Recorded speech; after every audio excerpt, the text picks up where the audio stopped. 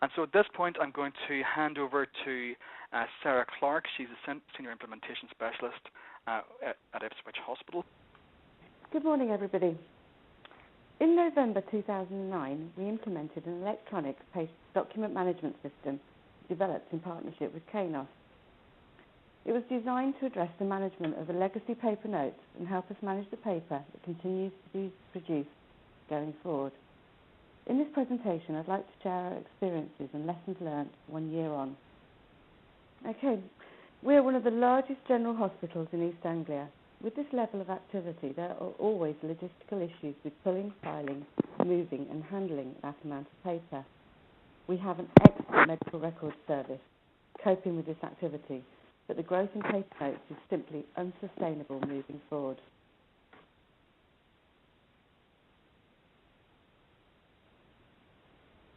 This should be a familiar scene to anyone involved in handling records in a hospital environment. Every inch of space is utilised, and this is one of the tidier parts of the library. But you don't have to look too far to find issues with record storage, issues with health and safety, manual handling, and the condition of the notes.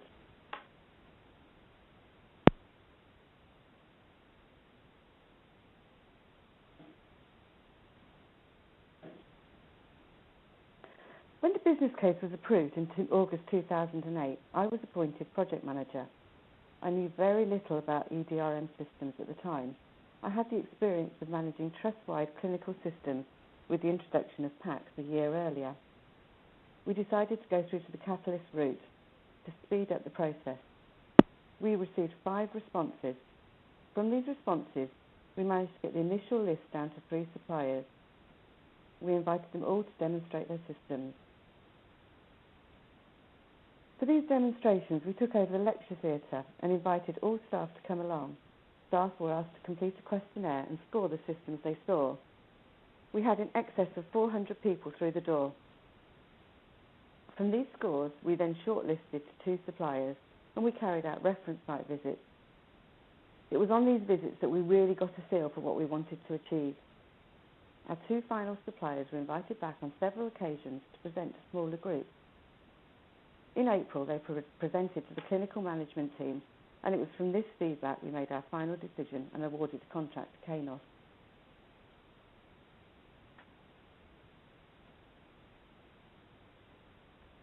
During May, we held a number of in-depth scoping sessions, which were in some cases 2 or 3 days long. It soon became clear that we needed something that was completely innovative, and our excellent working relationship with KNOS has helped us to enable this. The hospital runs on paper, and it's often used as a trigger to start a process.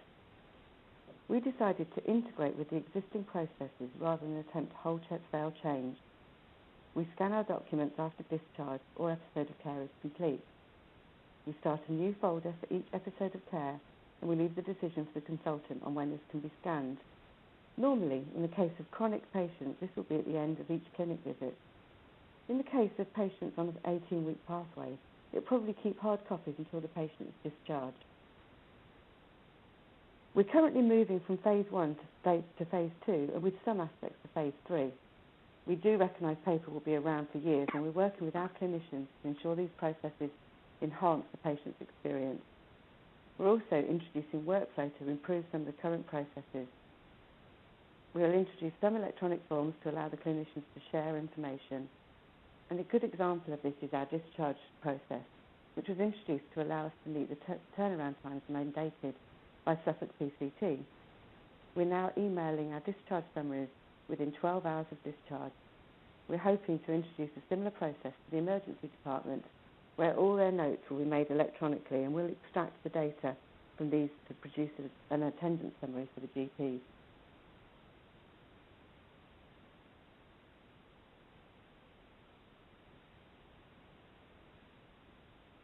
I've already mentioned various aspects of our approach at Ipswich, but I'll summarise on how we deal with the paper in the Scanning Bureau. We have 2 types of notes, legacy and active. Legacy notes are scanned as a batch, divided as each section of the note: clinical alerts, correspondence and discharge, investigations, etc. They're then scanned as a batch. That's one big document with separated sheets for each section, but not separate documents. To do this would increase the preparation time and the risk. Active notes are typically smaller sets of notes, and therefore they're scanned as an episode into separate documents, sorted by specialty. The system also contains electronic results, discharge summaries, and uploaded documents. This screen shows our front page, at the front end of the system with a scanned legacy discharge summary highlighted. You can see it's scanned as legacy as it's one page of 101 pages contained within that document. The system is clear, intuitive and familiar, and the tabs replicate the physical notes. It's also customised as a result of a clinician feedback. There is the ability to add bookmarks, add a patient to your favourites, hide pages, and create a summary note, which can be used for MDT meetings. This is best described as a playlist, and it will create a copy of the document rather than move from their original location. For comparison, here's another view of the system with a discharge summary which was generated from within the system. Here it's highlighted as a separate document within that section. The discharge summary is clear, legible and comprehensive and can be mailed directly to the GP surgery. The Scanning Bureau is attached to medical records, and it helps achieve a production-lined approach with all functions contained within the same area. It's staffed by medical records personnel for familiarity. These posts have been backfilled from banks until the benefits have been consolidated. They're scanning both fraud active notes and backscanning legacy notes within this bureau. The overall statistics are that so far there are 240,000 patients with something on the system. A total of 1.2 million pages have been scanned in the last year. Not a single case note has been created since November 2009. This would have been in the region of 3,000 case notes. I'm going to talk to you about what went well.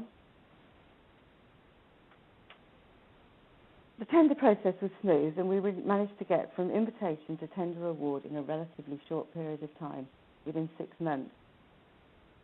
System scoping was very time-consuming, but absolutely necessary. It not only helped KNOS understand our requirements, but it also helped us to understand exactly what was needed. As always, communication is challenging. We tried a number of different routes, including broadcast emails, flyers delivered by hand, and communication days. In September, we held a trust-wide communication day. We surprised breakfast, lunch and afternoon tea to attract visitors. We had over 350 guests, all of whom had the opportunity to see the scanners in action, talk to the teams at both Ipswich and KNOS, as well as seeing a system demo. The model office environment enabled us to showcase our systems to our end users. The project date was agreed in conjunction with KNOS early on in the project. We had to move this back 2 weeks to allow us to move to the PAX Release 2 platform in early November. These timescales were mandated by CFH. As always, there was a mad rush towards go live to get any issues fixed, and with a holding of breath as we migrated 540,000 patients onto the system. Our working relationship with KNOS is second to none.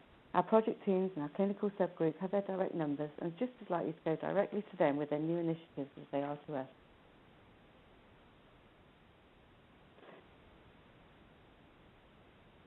The challenges. The main one that we came across, clinical engagement. Despite our best endeavours, it seems that the message failed to get through to a majority of our consultants. I think there was also an element of it won't affect me. We now have an excellent clinical subgroup, and our communication is disseminated through them. There was a team of 3 implementation specialists and 1 dedicated business change manager working on this project. You simply cannot underestimate the amount of business change necessary. When we first went live, we had issues with active notes. It soon became clear that people did not have the same respect for these notes. We had people making up active folders because it was easier than finding the legacy set. And we took the ability of making these up away from those users. They're now only created within medical records. I've added communication in here too, because, as I said earlier, communication is always a challenge, and this was no exception. Although the open days went well, there was always a consortium of people who don't get the message. We've learned for this, and we're always looking for new ways of letting people know about changes. The lesson that I'd like to share, our major lesson I'd like to share with you, is clinical engagement. Without getting to clinical engagement, the project will fail. Okay, thank you very much, Sarah. So just so that people know, we actually celebrated our first birthday live with Ipswich this week.